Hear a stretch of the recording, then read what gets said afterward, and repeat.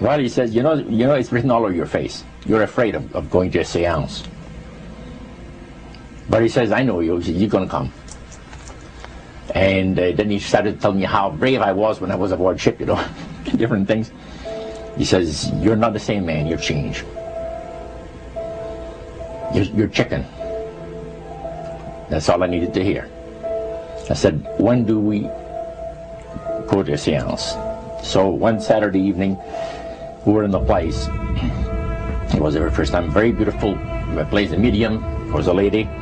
She had a gorgeous new home in Montreal. And there were about 20 invited guests there. I wish I was one of them. And she communicated with the spirits for there's different people there. And they were telling them what the spirit said. One man said, I would like to talk to my friend that died 6 months ago. But I don't want him to appear. Just want to talk to him. Because he says, I don't trust you talking to my friend for me. So the medium says, let me inquire of the spirit. Yeah, the spirit will talk with you. And that big masculine voice was heard in the place. It says, hi Frank, it's nice of you to ask for me to talk with you. And they had a little chat. And after it was over, Frank says, this is the greatest thing on earth, to be able to talk with the spirits of the dead. Then the medium said, we have a very special surprise tonight for you people. A spirit will manifest itself openly here in a few minutes. And it's like a big gust of wind hit the building. And right through the wall. Now the lights weren't terribly bright, but they were like living room lights. A couple of floor lamps and maybe some of these. And that translucent being seemed to come right out of the wall. How did you feel right at that moment? It's almost like my heart stopped a little bit. You know, very weird feeling. So it was a lady in a beautiful evening gown, floorling. And she said to Mary, my dear sister, you are so wonderful to have asked for me. And Mary fainted and fell right off her chair on the floor. And a couple of guys jumped up and picked her up, and spirit gone. And that was the beginning of it. That's how you got into it. Yeah, that's the way I got into it. After a while, you see, there's something interesting about the human mind. You can adjust an awful lot of stuff. You can adjust to a lot of things that would terrify you to begin with. After a while, they become common and ordinary. So you mean contact with the supernatural can become commonplace and ordinary and doesn't bother anybody? Yeah. In other words, the more that you do it, you're not uncomfortable. That's right. It's just not an uneasy feeling.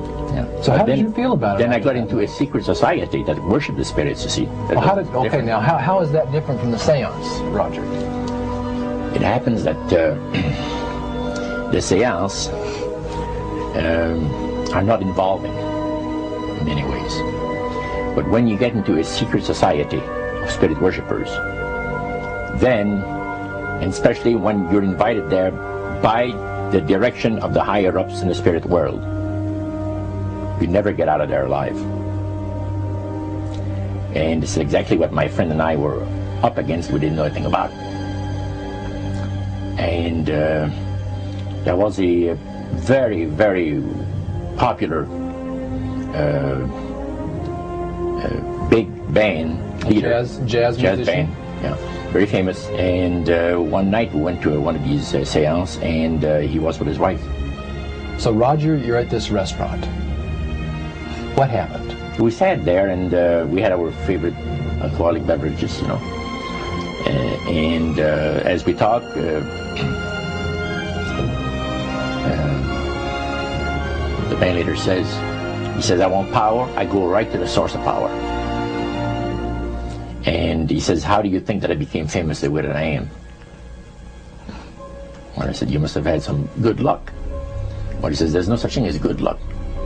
He says, there's either some power working for you somewhere, or you don't get ahead in this world. Not in my type of occupation. So it went from there. We got talking about spirit worship. Did it intrigue you? Or did it make you want to find out more about what exactly he was talking about? Yeah. So he said the supposed spirits of the dead that you're talking with are demon spirits. They're fallen angels. They're beautiful beings. Just set it out, just like Oh, that. yeah. It didn't make you uneasy when he said they were Well, doing it shocked you a little bit, something that you first hear mentioned to you. He said, you guys have got a great future ahead of you. Because we've been told, the high priest of our society, secret society, has been told that the master has very special plans for you too. Now, what did he mean by the master? Satan. And we were interested to hear more about it. And he told us, he says, look, we worship spirits. We worship Lucifer and all his angels. They're just as beautiful as they did before they were cast out of heaven. He says there was a misunderstanding in the whole thing. He says among the inhabitants of the galaxies. And he says our master was misunderstood. And God did not bear with him like he does with people that make mistakes today. So we're in a warfare, good against evil. And we happen to be the evil ones, but we're not that bad. He says, I look at this business between the forces of good and evil. He says, you believe in one person believes in God, and everyone believes in Lucifer. It's like politics. So the great controversy is real. And you heard someone talk about it that's on the other side. And through these people, they are sold to the fact that Christ will not return to this planet with power and great glory. He's going to abdicate all claims to the planet, because the high priest once said that Christ will abdicate all claims to the planet because he knows that it is lawfully and rightfully Satan's. And at that time he says, so the priest says, well now, he says, for those of you that are new, let me tell you that this is the most feasible way, he says, to please the spirits. It's to deride Christ and his people, and his church and all that. So they sing out of Christian hymnals. They didn't sing Christian words to the hymns, however. Well, they changed a lot of them. Yeah. Not It's a form of blasphemy. Such as you see today in the rock music world. You see the entertainers, they have these crosses. The ladies got earrings, crosses.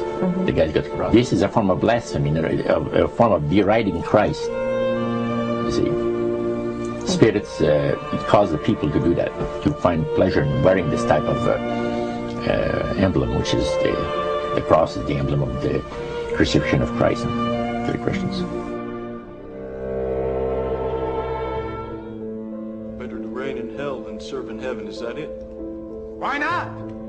I'm here on the ground with my nose in it since the whole thing began.